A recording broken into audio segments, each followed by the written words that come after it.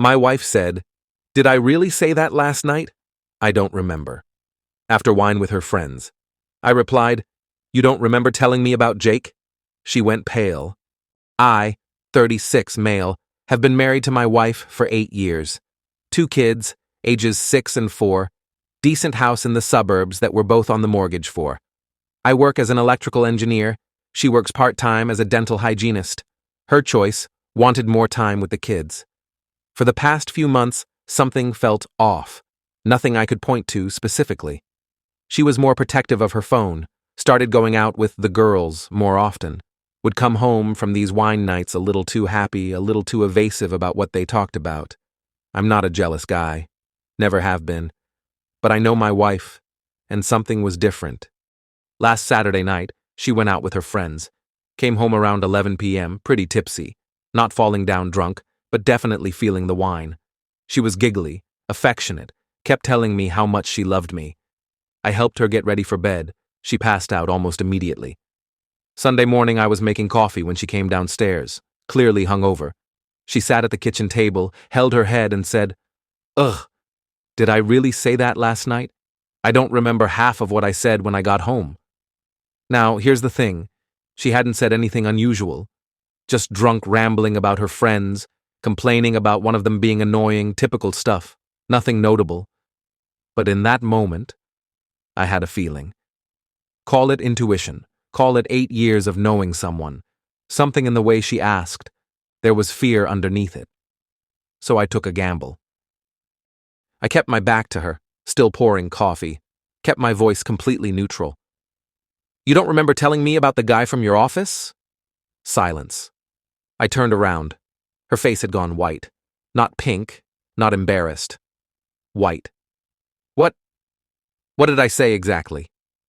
I shrugged. "You tell me. You brought him up." "I was drunk. I don't even know what I was talking about. It's nothing." "Then why do you look like you're about to pass out?" She started crying. Not dramatic sobbing, but that quiet crying where someone knows they're caught, but doesn't want to admit it yet. "It's not what you think." "What do I think?" "We're just friends. We work together. Sometimes we grab lunch. That's it." I sat down across from her, still calm. "Keep going." And here's the thing about guilty people. Once they start talking, they can't stop. Over the next hour, while I said almost nothing, she talked herself into a full confession. It started as, "We're just friends." Then it became, "We text sometimes, nothing inappropriate." Then, "Okay, maybe some of the texts were flirty, but I never meant anything by it." Then, "We kissed once, but I stopped it immediately." Then, "It happened a few times, but we never slept together." By the end, she'd admitted to a 4-month emotional affair that had turned physical about 6 weeks ago. Multiple times. At his apartment. During her lunch breaks. I just sat there, drinking my coffee, asking occasional clarifying questions. When did it start? How often? Where? Did her friends know? They knew. Her wine night friends. They'd been covering for her. When she finally stopped talking, she looked at me with this desperate hope in her eyes. "But you already knew, right? I told you last night. So we can work through this. I can explain everything properly now." I set my coffee cup down. "You didn't tell me anything last night. You just rambled about your friends being annoying. I guessed. And you just told me everything." The look on her face when she realized what happened. I'll never forget it. You tricked me?" "No. I asked a question. You answered it. For an hour." She started screaming. Called me manipulative, cruel, a monster. Said I violated her trust by tricking her into confessing. The irony was apparently lost on her. I got up, grabbed my keys, and told her I needed some time to think. Drove to my brother's place. Told him everything. He let me crash in his guest room. That was 6 days ago. I've been staying here since. She's blown up my phone with everything from apologies to accusations to threats. Her mother called me a snake for manipulating her daughter into admitting the truth. Her friends have been texting me saying I'm overreacting and that every marriage has rough patches. I've already consulted with a divorce attorney. First meeting is tomorrow. What kills me isn't even the affair. It's the absolute lack of accountability. She's genuinely angry at me for how she got caught. Not sorry she did it. Sorry she got outsmarted.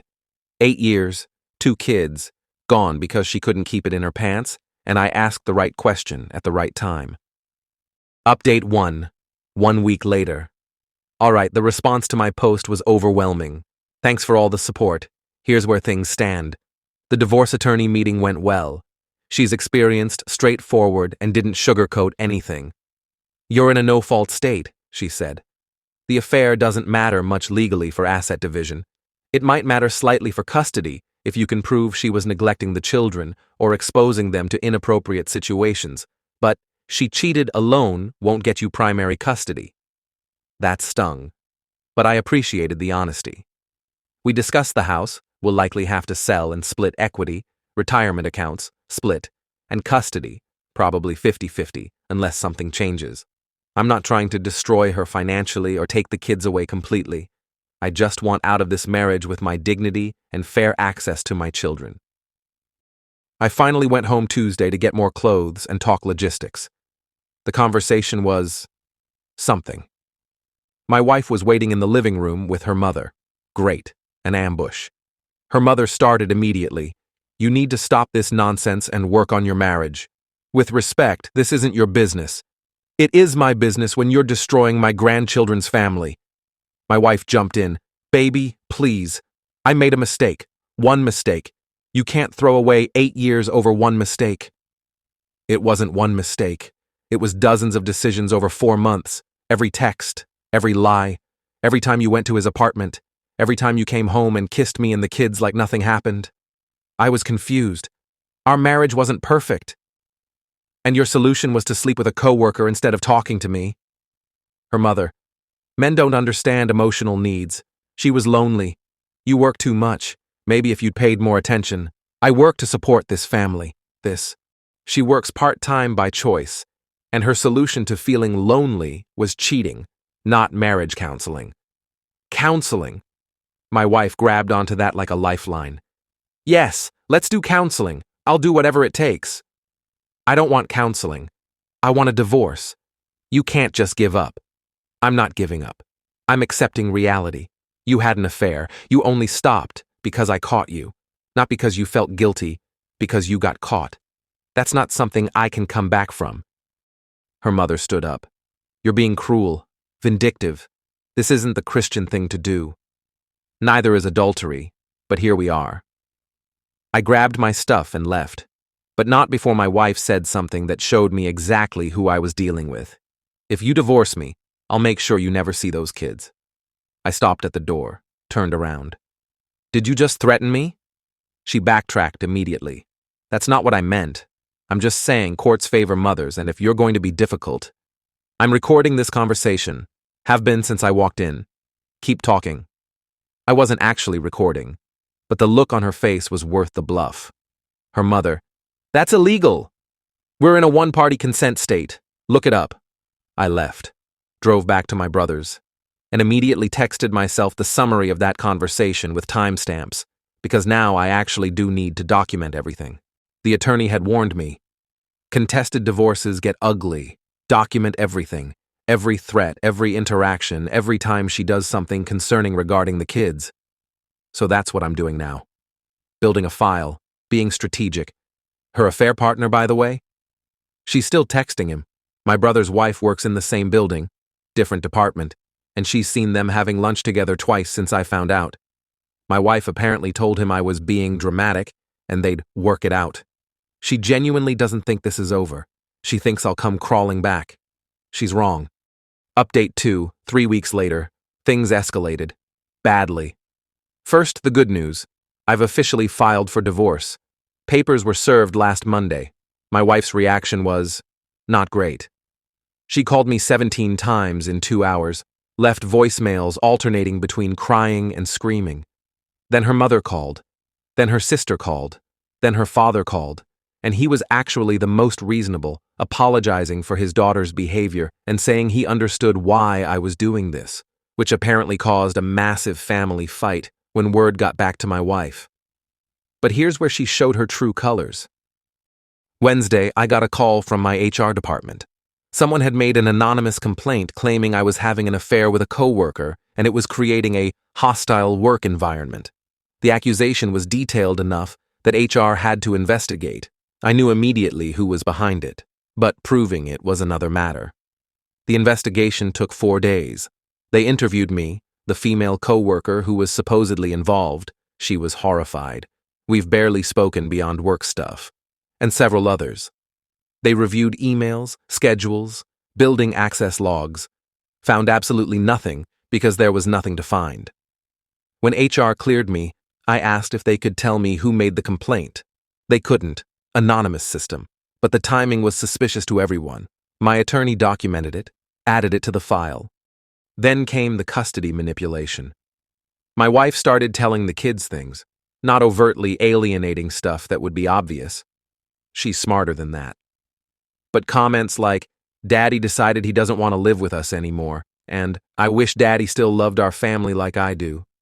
My 6-year-old asked me, crying, "Why don't you want to be my daddy anymore?" That broke me, actually broke me.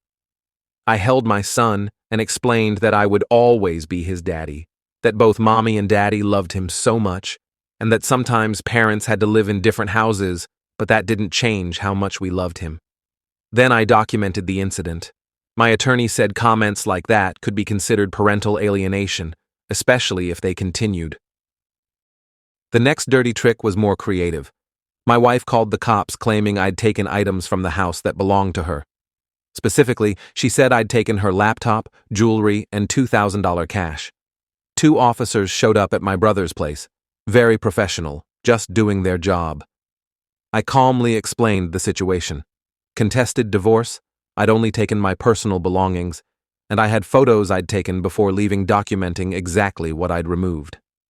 The officers looked at my documentation, asked a few questions, and left. One of them, on his way out, said quietly, "Seen this before. Get a good lawyer. Document everything." I was already doing that. But here's the thing about my wife. She overplayed her hand. All of it. The false HR complaint? When my company finished their investigation, they created a formal report clearing me. That report now exists as documentation that someone tried to get me fired with false accusations during my divorce proceedings. The custody manipulation? I'd been keeping a detailed journal of every comment the kids repeated, with dates and approximate times. 3 weeks of documented incidents. The false police report? The officers filed their report noting no evidence of theft and that I had documentation of what I'd removed. Making a false police report is a crime. I'm not pursuing charges yet, but my attorney has it in the file. And here's the thing that changed everything. My brother's wife, the one who works in the same building as my wife. She sent me a photo, taken in the parking garage, my wife and her affair partner kissing next to his car. Time-stamped 2 days after I filed for divorce. She's still seeing him, while fighting me for custody, while accusing me of being the bad guy. I forwarded it to my attorney. She smiled. This helps with custody, not asset division. That's still going to be roughly 50-50.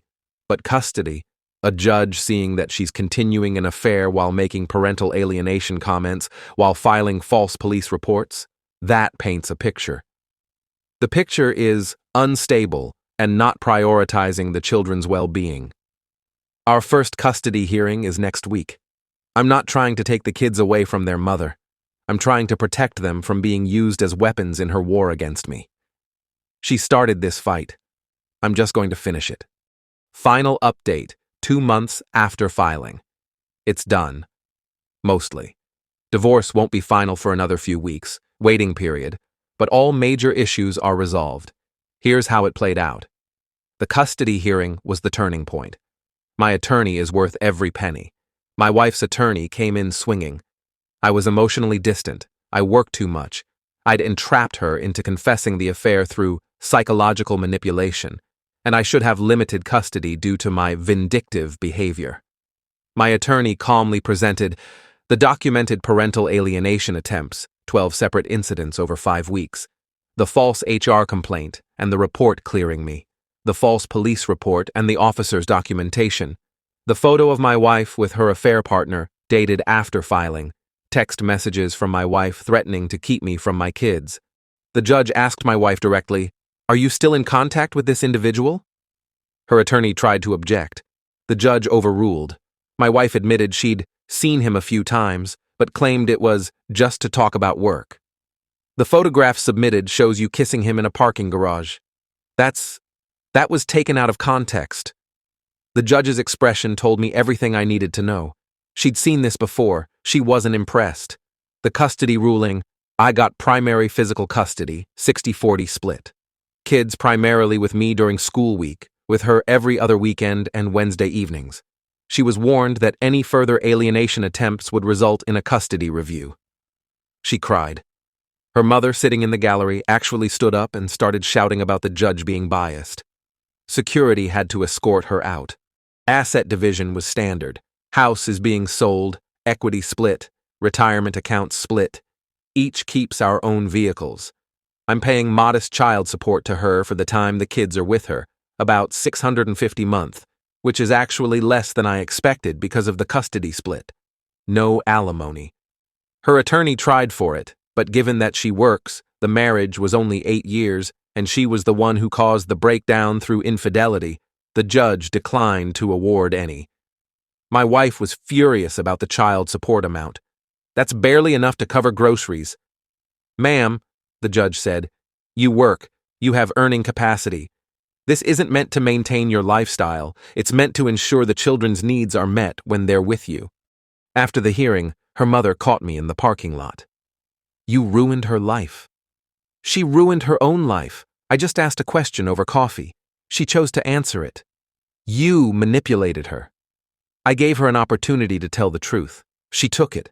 Everything else was her own choices. The affair, the lies, the threats, the false reports. All her. You'll regret this. Those children need their mother. They have their mother.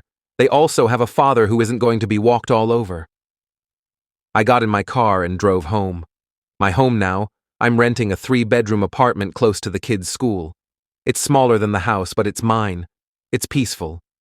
The kids are adjusting. It's hard. I won't pretend it isn't. My 6-year-old had some behavioral issues at school for a few weeks. My 4-year-old still asks when mommy is coming to live with us again. It breaks my heart every time. But they're also starting to see that both houses can be home. That daddy's house has their rooms, their toys, their routines. That mommy's house, she's renting a condo now, has hers.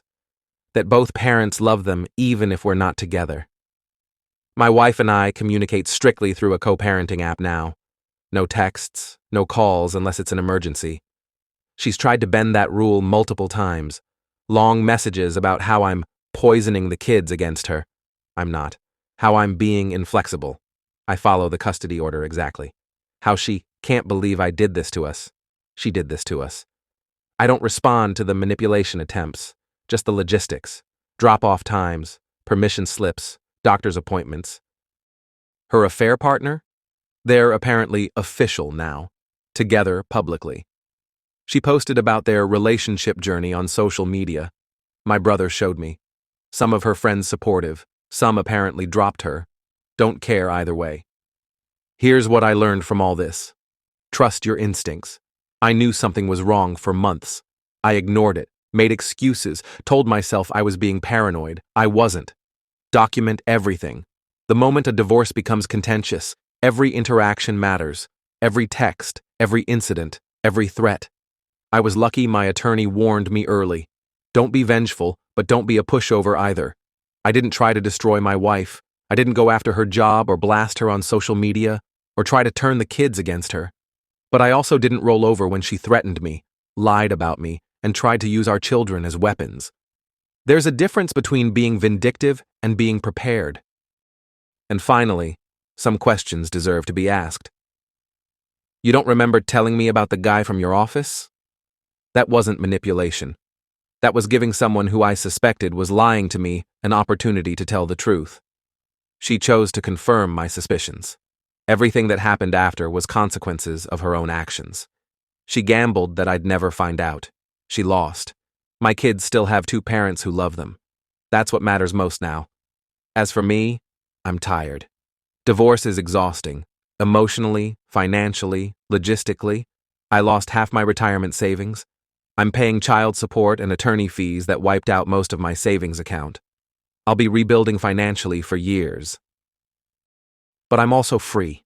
No more lying next to someone I don't trust. No more pretending everything's fine when it isn't. No more being the reliable husband while she sneaks around behind my back. Worth it? I think so.